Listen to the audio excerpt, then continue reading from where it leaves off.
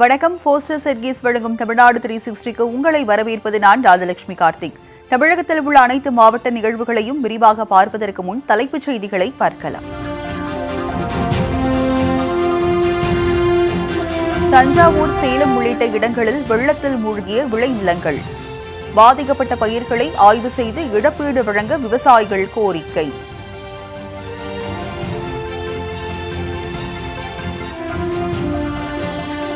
ஸ்ரீவில்லிபுத்தூர் அருகே சாலைகள் மற்றும் வீடுகளை சூழ்ந்த மழை நீர். பொதுமக்களின் இயல்பு வாழ்க்கை கடுமையாக பாதிப்பு.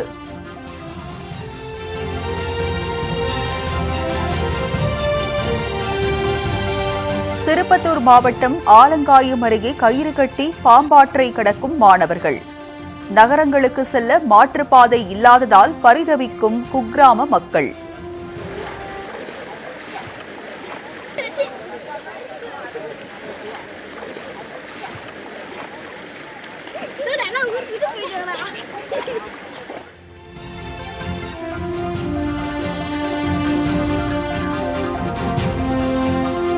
திருவெரும்பூர் அருகே தரமற்ற சாலை அமைக்கப்பட்டதால் அடிக்கடி பள்ளங்கள் ஏற்படுவதாக புகார். பள்ளத்தில் சிக்கிய போர்வெல் வாகனம் கிரேன் மூலம் மீட்பு.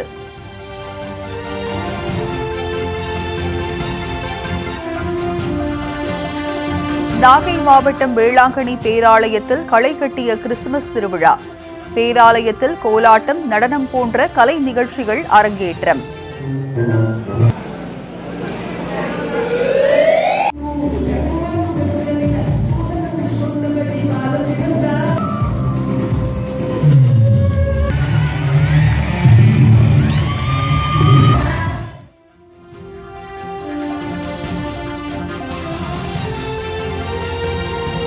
சிங்கம்புணரி அருகே வெள்ளம் கரை புரண்டு ஓடும் பாலாற்றின் வழியாக கொண்டு செல்லப்பட்ட மனித உடல்கள். உயிரை பணயம் வைத்து உறவினர்கள் இறுதிச் சடங்கு செய்வதை விளக்கும் இன்றைய செய்தி தொகுப்பு.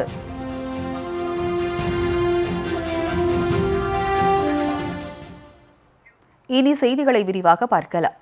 தஞ்சாவூர், சேலம், வந்தவாசி உள்ளிட்ட இடங்களில் விளைநிலங்கள் வெள்ளத்தில் மூழ்கியதால் விவசாயிகள் கடனில் மூழ்கி தவித்து வருகின்றனர்.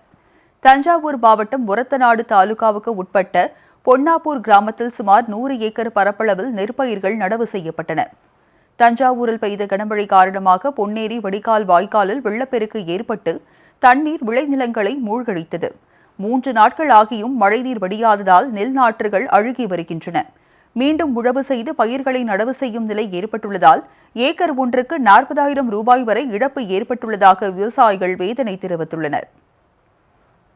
கடந்த ஒரு வாரத்துக்கு முன்னாடி மழை பெஞ்சதுல 3 நாள் மழை பெஞ்சது. வாரி தூர்வாரதுனால தண்ணி எல்லாம் நிரம்பி வயலுக்குள்ள போச்சு. கரையை உடைச்சிக்கிட்டு வயலுக்குள்ள போயிட்டு ஏரி கரை உடைச்சதுனால விவசாய நிலம் எல்லாம் அழிஞ்சு போச்சு. அதாவது அழிவு போனதுனால வாடை வருது. உரிய நிவாரணம் எங்களுக்கு வழங்கணும். இப்போ மழை நின்று 3 நாள் ஆச்சு, இன்னும் தண்ணி வடியலை வாரி தூர்வாராதனால. இதை உடனே அரசு அதிகாரிகள் பார்வையிட்டு உரிய நிவாரணம் எங்க ஊருக்கு வழங்கணும். எங்க கிராம பகுதியை வந்து உடனே பார்வையிடணும். இதேபோன்று சரபங்கா நதியில் ஏற்பட்ட வெள்ளத்தால் சேலம் மாவட்டம் கொங்கணாபுரம் அருகே உள்ள விளைநிலங்கள் மழைநீர் சூழ்ந்து காட்சியளிக்கிறது. மழைநீர் தேங்கியதால் நெல், கரும்பு போன்ற பயிர்கள் அழுகி வருகின்றன. பாதிக்கப்பட்ட பயிர்களை ஆய்வு செய்து உரிய இழப்பீடு வழங்குமாறு தமிழக அரசுக்கு விவசாயிகள் கோரிக்கை விடுத்துள்ளனர். வாய்க்கால் இருந்துங்க, வாய்க்கால் அதாவது மணல் மட்டும் கொட்டுறதுனாலங்க வாய்க்கால் இருந்து எல்லாம் சைட்ல போகுதுங்க, காட்டுக்கு தோட்டத்துக்கு. அது சைடில் ஒரு வால் கட்டி கொடுத்து பண்ணி கொடுத்தா நல்லா இருக்குங்க. அது கரும்பு தோட்டத்தில் ஃபுல்லாக தண்ணி நிற்கிதுங்க. கரும்பு தோட்டத்தை தண்ணி நிற்கிறதுனாலங்க கரும்பு புளிப்பு உண்டாகி போயிடும். கரும்பு செவக்க ஆரம்பிச்சிருச்சுங்க. சோவையெல்லாம் பழுப்பு நேரத்தில் ஆயிடுச்சுங்க. இப்போ ஒரு வாரத்துலையேங்க நல்லா இருந்துங்க கரும்புலாம். அந்தாண்ட நெல் பயிர் இருக்குதுங்க. நெல் பயிர் எல்லாம் ஃபுல்லாகவே தண்ணி வாதம் எடுத்துக்கிட்டு ஃபுல்லாக தண்ணி நிற்கிதுங்க. அதனாலங்க கவர்மெண்ட் ஏதோ மானியம் கொடுத்து அரசு மானிய உதவி பண்ணி ஏதாவது பண்ணுங்க. இதனிடையே திருவண்ணாமலை மாவட்டம் வந்தவாசி அருகே சாத்தமங்கலம் கிராமத்தில் ஏற்பட்ட வெள்ளத்தில் அடித்து வரப்பட்ட மது பாட்டில்கள் விளைநிலங்களில் தேங்கியுள்ளன. அறுவடை இயந்திரங்களில் சிக்கி மது பாட்டில்கள் உடைவதால் விவசாயிகள் அறுவடை செய்ய முடியாமல் தவித்து வருகின்றனர்.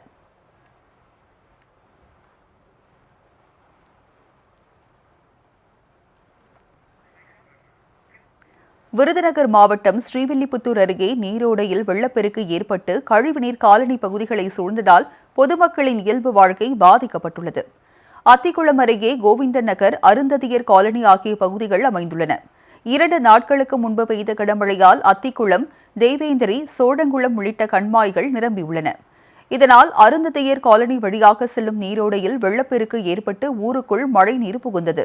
வீடுகள் மற்றும் சாலைகளில் மழைநீர் கழிவுநீருடன் சேர்ந்து தேங்கியதால் அப்பகுதி மக்கள் கடும் சிரமத்திற்கு உள்ளாகியுள்ளனர். மேலும் அருந்ததியர் காலனி மக்கள் கயிறு கட்டி ஆபத்தான முறையில் நீரோடையை கடந்து வருகின்றனர்.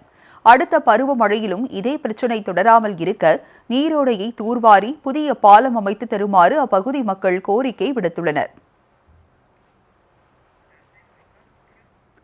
திருப்பத்தூர் அருகே மாற்றுப்பாதை இல்லாததால் மாணவர்கள் ஆபத்தான முறையில் கயிறு கட்டி ஆற்றை கடந்து பள்ளிக்கு சென்று வருகின்றனர். திருப்பத்தூர் மாவட்டம் ஆலங்காயம் அருகே பெய்த கனமழையால் பாம்பாற்றில் வெள்ள நீர் ஆர்ப்பரித்து செல்கிறது. பள்ளிக்கு செல்ல மாற்றுப்பாதை இல்லாததால் காளிநகர், அரியாத்தம்மன் வட்டம், ரெட்டிவலசை, சாமியார் வீடு உள்ளிட்ட குக்கிராமங்களை சேர்ந்த பொதுமக்களும் மாணவர்களும் கயிறை பயன்படுத்தி பாம்பாற்றை கடந்து செல்கின்றனர்.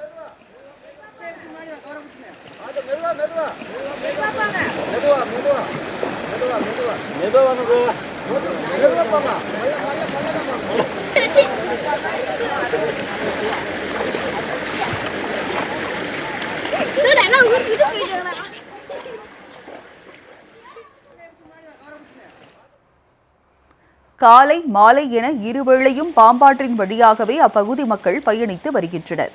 இது தொடர்பாக மாவட்ட ஆட்சியரிடம் பலமுறை மனு கொடுத்தும் எந்த பலனும் இல்லை என வேதனை தெரிவிக்கும் கிராம மக்கள் பாம்பாற்றில் பாலம் அமைத்து தருமாறு வேண்டுகோள் விடுத்துள்ளனர்.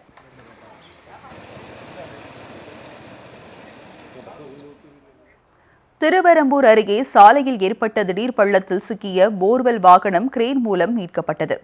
திருச்சி மாவட்டம் காட்டூரில் பாதாள சாக்கடை அமைக்கும் பணிக்காக சாலைகள் தோண்டப்பட்டன. 6 மாதங்களுக்கு பிறகு அப்பகுதியில் புதிய தார் சாலை அமைக்கப்பட்டது.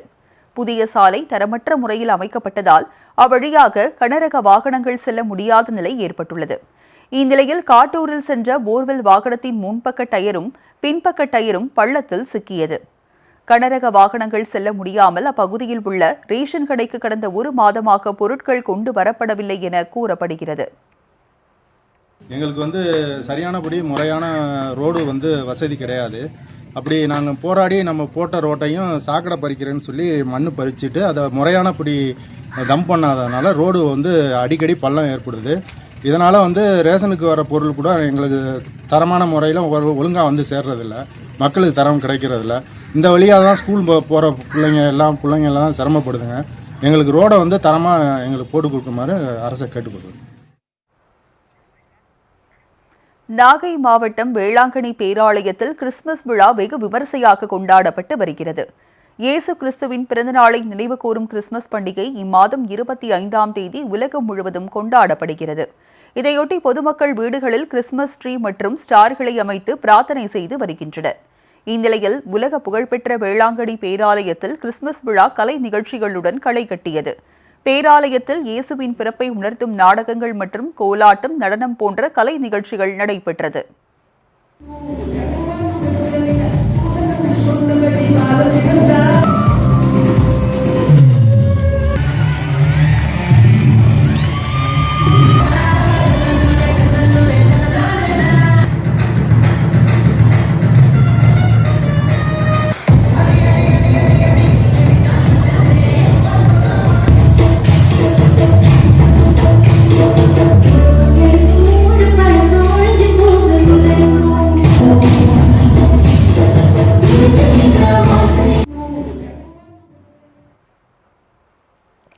செல்போனை அளவுக்கு அதிகமாக பயன்படுத்துவதன் மூலம் ஏற்படும் தீமைகள் குறித்த மாணவிகளின் மைம் ஆக்டிங் அனைவரது கவனத்தையும் ஈர்த்தது. இந்நிகழ்வை பேராலய அதிபர் இருதயராஜ், பங்குத்தந்தை அற்புதராஜ் உட்பட 500க்கும் மேற்பட்டோர் பார்வையிட்டனர்.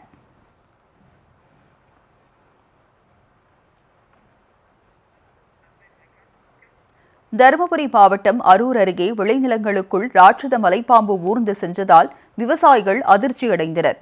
தருமபுரியில் கடந்த சில நாட்களாக கனமழை பெய்து வருகிறது. பெஞ்சல் புயல் மற்றும் காற்றழுத்த தாழ்வு பகுதி காரணமாக பெய்த கனமழையால் தென்பெண்ணை ஆற்றில் வெள்ளப்பெருக்கு ஏற்பட்டது. வெள்ள நீர் விளைநிலங்களுக்குள் புகுந்துள்ளதால் பயிர்கள் அழுகி வருகின்றன. இந்நிலையில் மேல் செங்கப்பாடி அருகே வெள்ளத்தில் அடித்து வரப்பட்ட 13 அடி நீள மலைப்பாம்பு விவசாய தோட்டத்திற்குள் தஞ்சமடைந்தது. மலைப்பாம்பை கண்டு பீதியடைந்த விவசாயிகள் வனத்துறைக்கு தகவல் தெரிவித்தனர். இதைத் தொடர்ந்து அங்கு வந்த வனத்துறை அதிகாரிகள் மலைப்பாம்பை பிடித்து அடர்ந்த காட்டிற்குள் விடுவித்தனர்.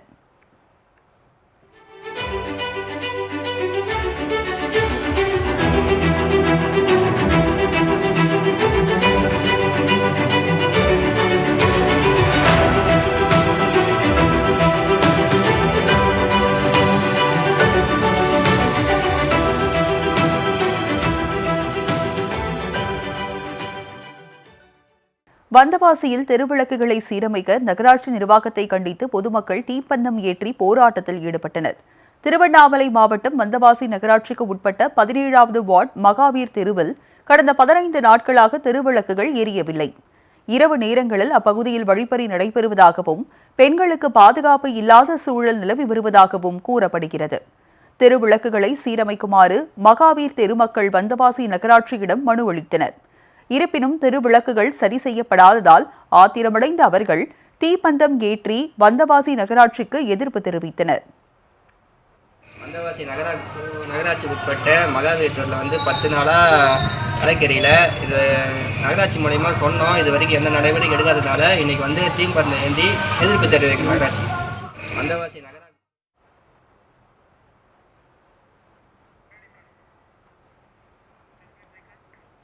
கோடியக்கரை பறவைகள் சரணாலயத்தில் குவிந்து வரும் வெளிநாட்டு பறவைகளை சுற்றுலா பயணிகள் ஆர்வமுடன் கண்டுகளித்து வருகின்றனர். நாகை மாவட்டம் வேதாரண்யம் அருகே அமைந்துள்ள கோடியக்கரை சரணாலயம் பறவைகளின் நுழைவு வாயில் என்று அழைக்கப்படுகிறது. ஆண்டுதோறும் அக்டோபர் மாதம் முதல் மார்ச் மாதம் வரை லட்சக்கணக்கான வெளிநாட்டு பறவைகள் கோடியக்கரைக்கு வருவது வழக்கம். இந்த ஆண்டு சீசனின் தொடக்கத்தில் பறவைகள் வரத்து வழக்கத்தை விட குறைவாகவே இருந்தது.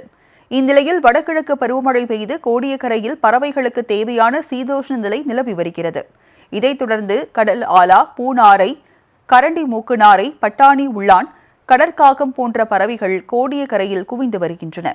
இரட்டைத்தீவு, கோவைத்தீவு, நெடுந்தீவு போன்ற இடங்களில் காலை மாலை இரு வேளையிலும் பறவைகள் நிறைந்து காணப்படுகின்றன. நீர்நிலைகளில் உள்ள மீன், சிறு பூச்சிகளை பறவைகள் உணவாக உட்கொள்கின்றன. எதிர்வரும் நாட்களில் கோடியக்கரைக்கு பறவைகளின் வரத்து மேலும் அதிகரிக்கும் என பறவை ஆர்வலர்கள் தெரிவித்துள்ளனர். ஃபோஸ்டர்ஸ் எட்கீஸ் வழங்கும் தமிழ்நாடு 360யில் அடுத்து வருவது ஊர் நிகழ்வுகளை விரைவாக வழங்கும் உள்ளூர் எக்ஸ்பிரஸ்.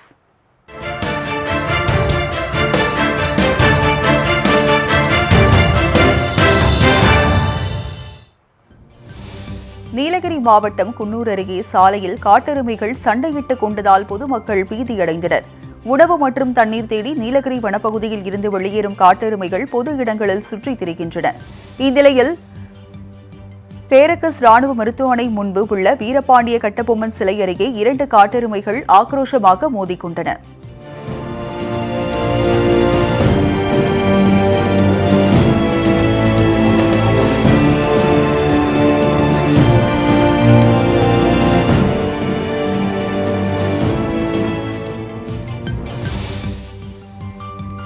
விருதுநகர் மாவட்டம் ஸ்ரீவில்லிபுத்தூர் வைத்தியநாத சுவாமி கோயிலுக்குள் மழைநீர் தேங்கியதால் பக்தர்கள் கடும் சிரமத்திற்கு உள்ளாகினர்.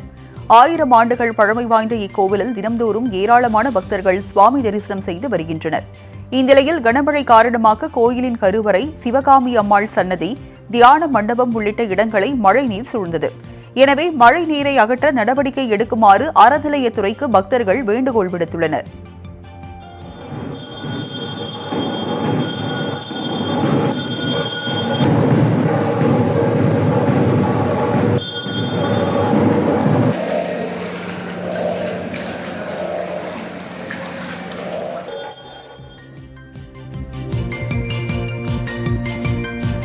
ராணிப்பேட்டை மாவட்டம் ஆற்காடு அருகே பாசன கால்வாயில் கழிவுநீர் கலப்பதால் விவசாயமும் கால்நடைகளும் பாதிக்கப்படுவதாக புகார் எழுந்துள்ளது. ஆற்காடு நகராட்சி நிர்வாகம் மாங்காடு கிராம பகுதிக்கு வரக்கூடிய பாசன கால்வாயில் சட்டவிரோதமாக கழிவுநீரை கலப்பதாக கூறப்படுகிறது. இதனால் அக்கிராமத்தில் சுமார் 500 ஏக்கர் பரப்பளவில் உள்ள நெல், தென்னை, வாழை, கரும்பு உள்ளிட்ட பயிர்கள் பாதிக்கப்படுவதாக தெரிகிறது. எனவே கழிவுநீர் வெளியேற்றப்படுவதை தடுத்து பயிர்களை காக்க நடவடிக்கை எடுக்குமாறு மாவட்ட நிர்வாகத்திற்கு விவசாயிகள் வலியுறுத்தியுள்ளனர்.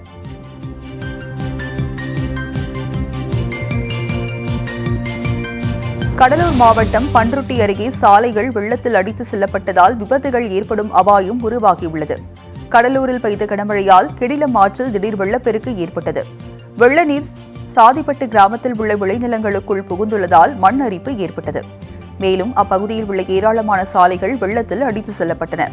எதிர்காலத்தில் இதுபோன்ற சம்பவங்கள் நடைபெறாமல் இருக்க கிடிலம் ஆற்றை தூர்வாரி கரைகளை பலப்படுத்துமாறு நீர்வளத்துறைக்கு விவசாயிகள் வலியுறுத்தியுள்ளனர்.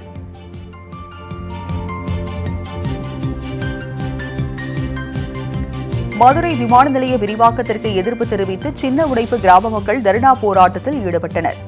விமான நிலைய விரிவாக்கத்திற்காக சின்ன உடைப்பு கிராமத்தில் சுமார் 250 ஏக்கர் நிலத்தை கையகப்படுத்த திட்டமிடப்பட்டுள்ளது.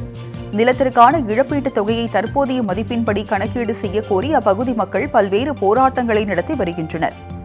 இந்நிலையில் மீள் குடியமர்வு செய்யும் வரை போராட்டம் தொடரும் என்று சின்ன உடைப்பு கிராம மக்கள் தெரிவித்துள்ளனர்.